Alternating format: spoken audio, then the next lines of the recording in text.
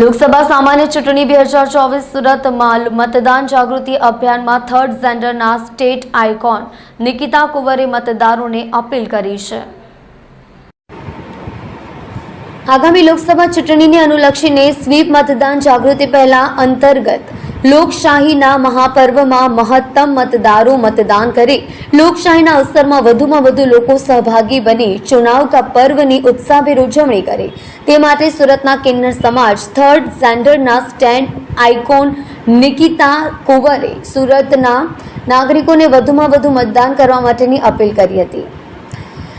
નિકિતા કુંવરે મતદાન કરવા સૌ નાગરિકોને પવિત્ર મતાધિકારનો ઉપયોગ કરવાનો અનુરોધ કરતા કહ્યું, જાગૃત મતદાતા લોકતંત્રનો ભાગ્ય વિધાતા હોય છે, એટલે લોકશાહીમાં મતદાનનું અનેરું મહત્વ હોય છે।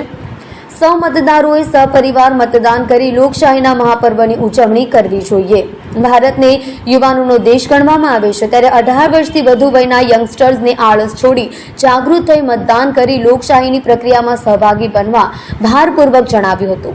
કિન્નર સમાજના અગ્રણી નૂરી કુંવર કશિશ કુંવરે નાગરિકોને મતદાનની અપીલ કરતા જણાવ્યું હતું કે વિશ્વના સૌથી મોટા લોકશાહી દેશ ભારતમાં લોકો દ્વારા લોકો માટે અને લોકોનું શાસન ચાલે છે। 18 વર્ષથી વધુની વયના તમામ નાગરિકોને મત આપવાનો અધિકાર મળ્યો છે। લોકશાહીમાં મતદાનનો અધિકાર બહુમૂલ્ય છે।